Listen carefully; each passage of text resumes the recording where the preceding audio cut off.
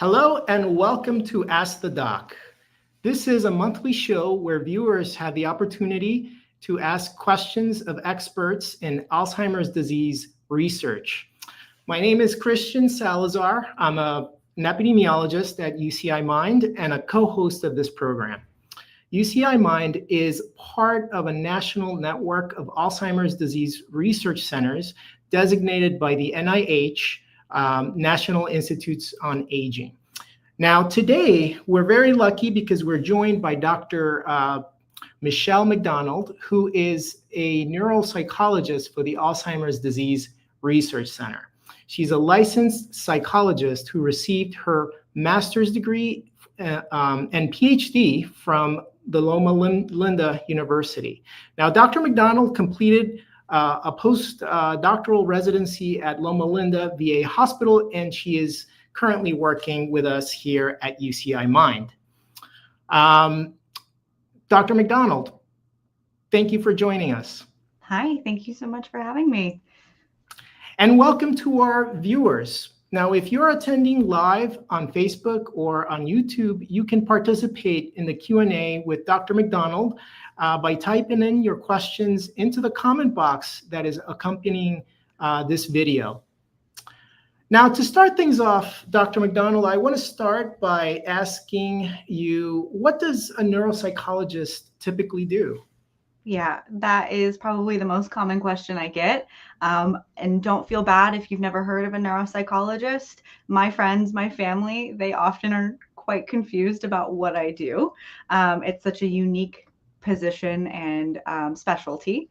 What a neuropsychologist does is they evaluate the relationship between the brain and behavior, meaning we look to see how these variables affect a person's thinking abilities and then provide potential causes of impairments. So more simply put, I like to take somebody's brain for a bit of a test drive. So I want to see how it's functioning with regards to memory, attention, processing speed, so how quickly that brain fires, their ability to visually interpret their environment, their language skills, their organization and multitasking or executive functioning. We're looking at mood and behavior and kind of analyze all of that information together and see if somebody's brain is functioning where it should be. And if it's not, look at the patterns and figure out what might be causing it to kind of be slipping or not performing optimally. I see. And does a neuropsychologist typically work by themselves, or are they part of a larger team? Yeah. So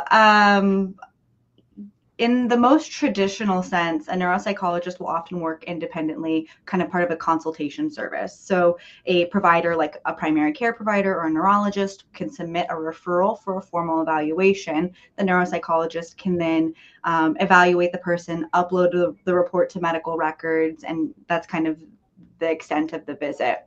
However, there are other neuropsychologists that also work in multidisciplinary settings. So these are teams working with populations where maybe more care is needed. You need more eyes on the patient. So thinking of polytrauma, meaning those with both physical and head injuries, inpatient rehabilitation units, we'll do cognitive screeners for those not progressing in their treatment after a more significant injury or surgery. There are pre-surgical teams looking at epilepsy or deep brain stimulation for Parkinson's disease, transplant evaluations. Even here at UCI Mind, I work in a multidisciplinary team. So all of my evaluations work in collaboration with neurologists, geriatric psychiatrists. So we all work together to kind of optimize like the data and make sure that we're all perceiving it from not only our own lenses, but as a team. So typically independently, but we are all over the place too. I see. Well, let's just say I'm a community member who has had a family member who may have some symptoms that I think could be Alzheimer's or dementia.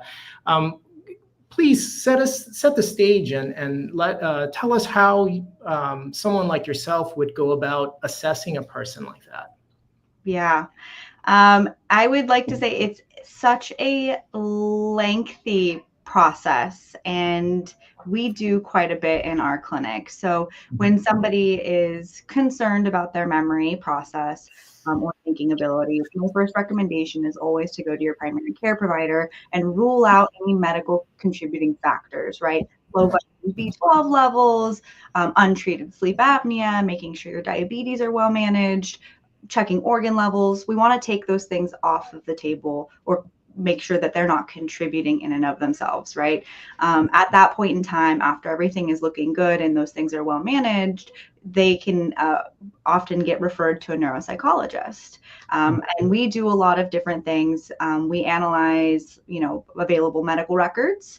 We take this as a holistic approach, meaning the person from the point that they were in utero to the point that they're in the room with us today, right? How did they develop? What injuries may they have had? How were they in school? Because we want to know what is their most optimal level of performance, and then see why things may have changed. We'll do paper and pencil tests, computer tests, those sorts of things. And this is where I'm taking that brain for a bit of a test drive.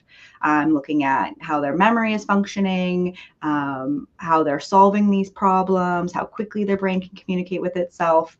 And then from there, we compare their scores to a normative data set or individuals most similar to themselves, like a healthy cohort, and see if there's any variability in the scores. The one thing about neuropsychology is that many things that cause changes in thinking abilities have their own patterns, right? Alzheimer's disease has its own pattern on testing. Dementia with Lewy body has its own pattern. Depression has its own pattern. So we'll look at the patterns and interpret that within the context of the individual I have in front of me, right? Somebody with a PhD in rocket science versus, somebody who was a high school teacher, right? Their brains are going to work differently, and so I want to make sure that I'm interpreting the data, understanding how their brains are supposed to work as well. Great. And say my family member has some symptoms which I think might be of concern. Do you generally look for a specific early symptom, or are there different kinds of symptoms that I should look out for? Not just one, but many. Yeah, I like to highlight that, normal aging and even things like Alzheimer's disease, particularly at the beginning, they can look very similar. And this is why I understand the fear and concern that a lot of our patients have, or our aging adults have, is once they start to notice, like, oh, I slipped up here, I slipped up there, they can get really scared. So the things I like to say is, in an Alzheimer's process, usually there are memory problems, difficulty finding the word that you want to say, it takes you a little bit longer to process information. It's harder to make a decision, right? You might be at the grocery store shopping and just staring at the things, trying to figure out how to make a decision. But the main difference between normal aging and something more concerning is the consistency with which that's happening. Normal aging, we have these things happen. You might have a good day or bad day. In Alzheimer's disease, this is happening more often and more frequently, even if you're doing something that you enjoy, right? So if you're, a very big artist and doing your art and you're realizing you're having a hard time with that, you're a chef and you used to cook complex meals, and now you're withdrawing and not making as many complex meals, not even wanting to cook as much because it's difficult to manage the measuring or remembering the steps. When that's happening more consistently, that's something to be concerning. I see. And earlier you mentioned that there are different patterns that you check for in the data that you receive from the cognitive test to see whether or not it's of concern. And you mentioned Alzheimer's disease as having its own pattern. Is there patterns with different kinds of dementia, or what may be the difference between these patterns, or is there a generic term, a generic pattern that you look for? There is no generic pattern. I mean, each disease process will have its own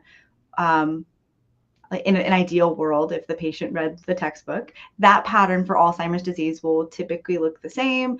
Dementia with Lewy body has its own pattern that kind of typically looks the same. Think of FTD. And so, if you're looking at something like Alzheimer's disease, it's something that we call as amnestic, meaning they have a hard time learning new information. They have a hard time freely recalling that information. And then when you provide them with hints or reminders, they can't access that information or remember it, right? So that's rapid forgetting. Whereas something like dementia with Lewy bodies, you're going to have more visuospatial deficits, meaning visually being able to interpret your environment, more difficulty with executive functioning, problem solving, doing more than one thing at a time, and a little bit of those memory problems too. So we always look for those patterns. I see. And is there different parts of the brain that are being affected by these different types of diseases? Absolutely. Yeah. Right. So, classically, when you think of Alzheimer's disease, you're most often thinking of like the temporal lobes. We often think of different types of dementia as being cortical or subcortical. Cortical, meaning the gray matter, the brain itself, and subcortical, meaning those little connecting networks, a little bit deeper inside the brain. Parkinson's disease being a bit more subcortical, thinking of like a substantia nigra, those sorts of things. Whereas, BVFTD is more frontal, more cortical. It's the frontal lobes here. Alzheimer's disease being temporal. And so the tests that we use in neuropsychology have been validated and found to align with specific brain regions. So this is why we use them when doing specific evaluations. I see. It looks like you do a lot of testing, right, to get at those different brain regions to test whether these regions are involved in the performance. Mm-hmm. If I were to bring, say, my mother or my grandfather to be tested, should I prepare for the whole day? Is it a whole day event? Is it an hour? Well, how long does it usually take? These can be pretty lengthy. I would say that the appointments can be anywhere from an hour to 4 or 5 hours. It really depends on not only the referral question, why are you needing an evaluation, as well as the person's cognitive abilities. There are times that people come to testing and they are already pretty impaired.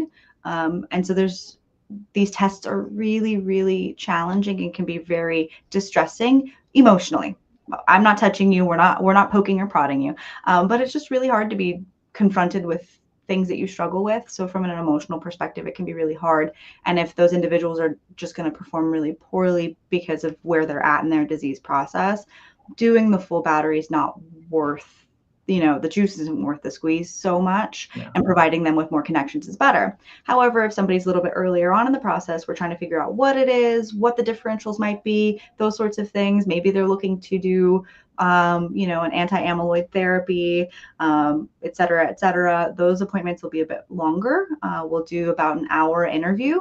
And this is to help us understand the person as a whole, their background, and their current symptoms, the progression of that, what it looks like, how frequently they're happening versus, if it's very consistent. And then we'll do about, 1.5 to 3 hours worth of neuropsych testing. So again, taking that brain for a bit of a test drive. That's great. And you mentioned that there are a lot of procedures, a lot of people involved in the process. So do you also do brain imaging as well, and just to confirm that? So as a neuropsychologist, we do not do brain imaging, but it is so helpful if somebody has already done brain imaging before a neuropsych evaluation. That helps us take kind of a snapshot of what's happening inside the brain. So as an example, if somebody has some focal impairments, right, like they're very amnestic and language is really terrible and what's going on, we get an MRI and there's a tumor in this part of the brain. That looks different than Alzheimer's disease, right? Like our etiology is different. The plan is different, even though the pattern can sometimes look a little similar. So having a picture of the brain interpreted by a radiologist, we will look at them and kind of read through them and incorporate it, but we don't actually do them ourselves. That's good. And let's say you do the testing, and it turns out that my family member is not doesn't have any of those patterns that you look for. What could be other causes Mhm. for the Yeah. concerns? Absolutely. I mean, I like to say that there are hundreds of different things that can cause thinking problems and declines. And the unfortunate thing is that sometimes these thinking problems can also comorbidly happen and happen at the same time. So that's why we always want somebody to go get in a medical evaluation, a checkup before even coming to neuropsychology. Things like vitamin B12, syphilis, thyroid conditions, untreated sleep apnea, right? Substance use or abuse, those can all affect cognition in their own unique ways. And some of them can even mirror an amnestic process. So I want to make sure that that isn't a condition contributing to their problems, given that can be a little high stakes, right? A diagnosis is something that we take very seriously. We want to make sure that we're not misdiagnosing somebody. Yeah, we look at all of those things. I mean, insomnia in and of itself, right? We have so many people that struggle with insomnia and not getting great sleep, and that can affect testing. We're looking for those things and looking for those patterns. And even if the pattern doesn't look like a neurodegenerative disease process, but there is some variability, that can point to what we think might be happening, right? So depression can have its own pattern, right?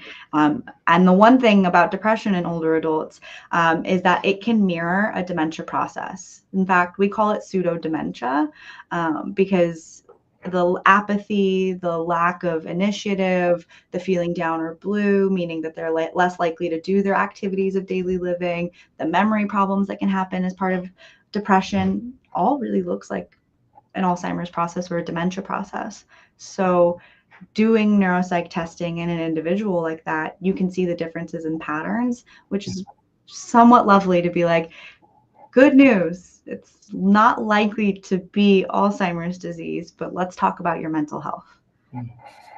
That's great. And it also offers the opportunity for you to say refer them to care, that can treat whatever that person has depression. Exactly. To take care of that. Now, just if I did have a family member, I'd be very afraid to bring them in. And I'm sure fear is very apparent in your line of work. How do you address that fear in the patient? Yeah, I think the first step is acknowledging that there are hundreds of things that can affect cognition, with a neurodegenerative process just being, a handful of them. What I don't want is somebody to be fearful and not at least get their initial scan done, because what vitamin B12 deficiency or untreated sleep apnea or depression, these are manageable factors, right? And their quality of life will improve immensely if that can be addressed and treated. So I always encourage, I know we're scared and these things are exceptionally scary, and it doesn't help that things like dementia carry a stigma. And just it is so scary for individuals thinking of what they will become with this process. I always try and remind them there are other things that could be explaining this. So our first step is ruling that out. And then if you do have a neurodegenerative process, catching it earlier allows you to potentially engage in treatment options, right? We now have multiple anti-amyloid treatments that you may benefit from. For Alzheimer's disease, it'll allow you to have those conversations with your family. Where do I really want? How do I want my end of life to be treated? How do I want my things taken care of? While you can still make those decisions and have some autonomy in your aging. And it allows your family to help process this with you, right? So change and these things are exceptionally scary, no doubt. Yeah. And if someone had these tests before, and did you worry about, if you're going to do the similar kinds of tests, them already knowing some of the questions and those kinds of concerns?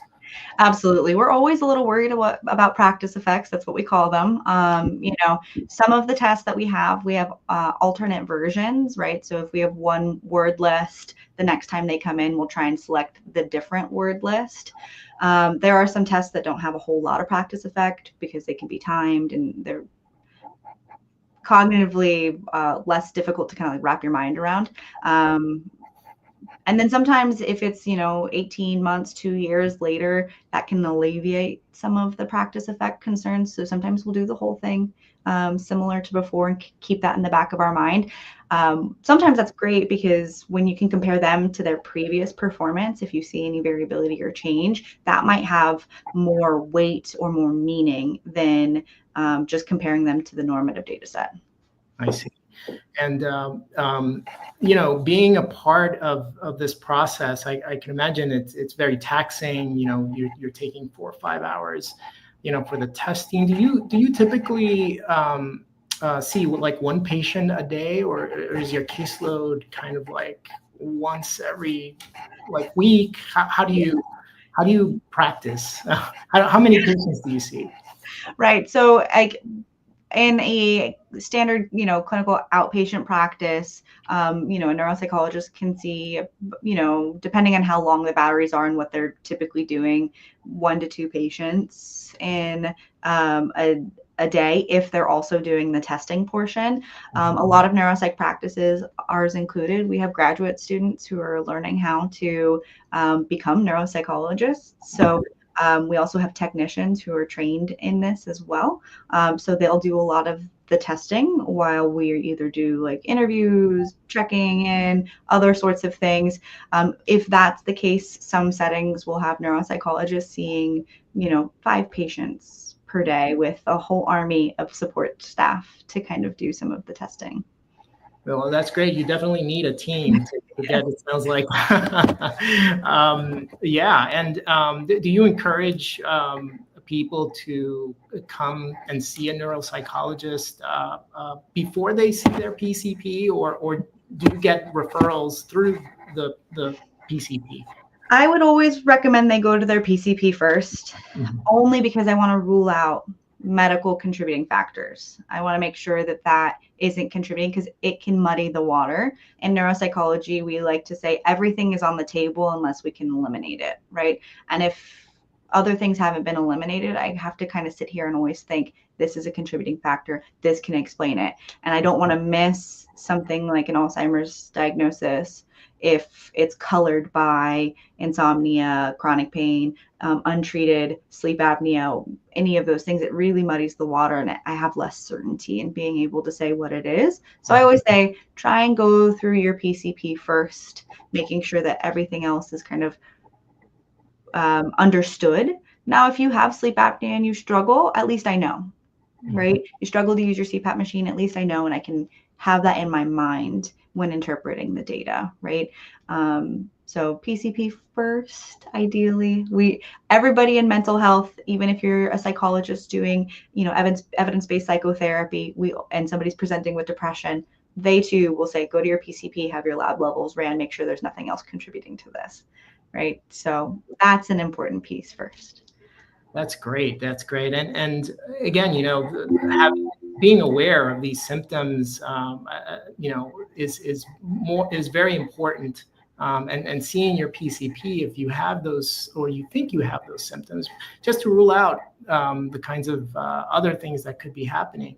I think that's the right choice for a lot of community members. Now, again, the stigma is always a barrier, and it seems like, just bringing people in to see the doctor is a concern. Have you had any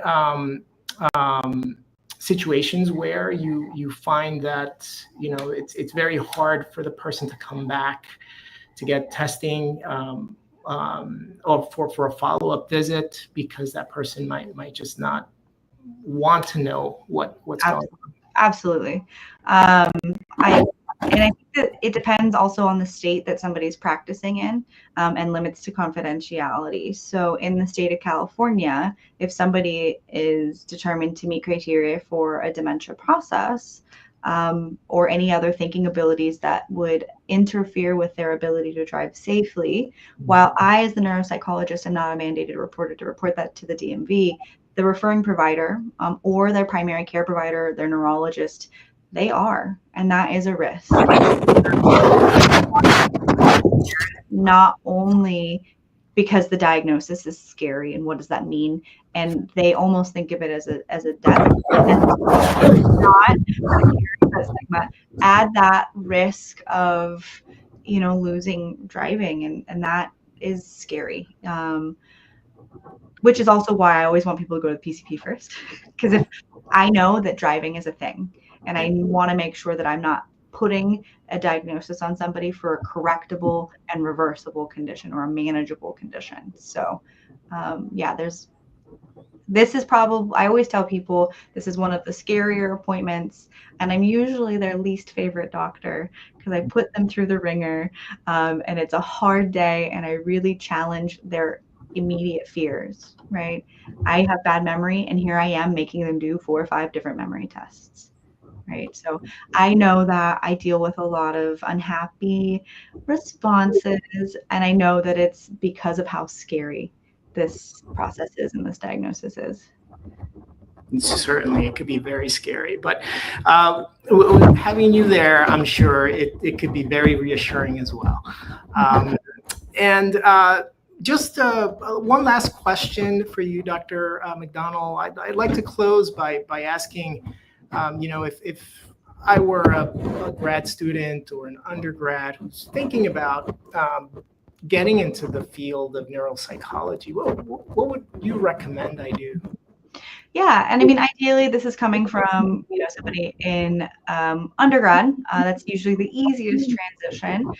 Making sure that that individual is taking classes that are applicable, or their major is applicable for a graduate program in clinical psychology. Right, so you would do a PhD or PsyD in clinical psychology. Those undergrads can be, a neuroscience major, a psychology major, things like that. They do their application, apply to grad schools, specifically clinical psychology. There are other fields of psychology, but to be a neuropsychologist, you want that clinical field. And you'll go to grad school, depending on the program, whether it's PsyD versus PhD. They're typically 5 to 6 years, with your final year being a full-time internship in your specialty. So with neuropsychology, throughout your training, most of your coursework and your clinical experience and training will be in neuropsychology, working in various neuropsych labs. I mentioned earlier, we've got trainees here. So we do have graduate students from local universities here getting, 16 to 20 hours per week on top of their coursework and their dissertation and all those things, kind of doing this and getting the clinical exposure to be our future neuropsychologists. And then after that, you do a 2-year postdoctoral fellowship in neuropsychology. That's great. Well, this is wonderful information. Thank you so much, Dr. McDonnell. Thank you for joining us here on Ask the Doc. And also thank you to all of those who attended live today. You can access this and past Ask the Doc episodes, podcasts, and more information from our website, which is mind.uci.edu/mindcast. And I'd just like to remind everyone here that in June, we're going to have a special treat. We're going to be chatting with Dr. Crystal Glover, who will discuss healthy brain aging for everyone, and can't wait for that discussion. In the meantime, to learn more about research at UCI Mind, you can visit us at our website and consider joining us for the UCI Consent to Contact Registry. It's a research registry that anyone could log into and join. It is at c2c.uci.edu. And you can learn more about our research and what we do in that website. Take care, and we'll see you next month for Ask the Doc on UCI Mindcast.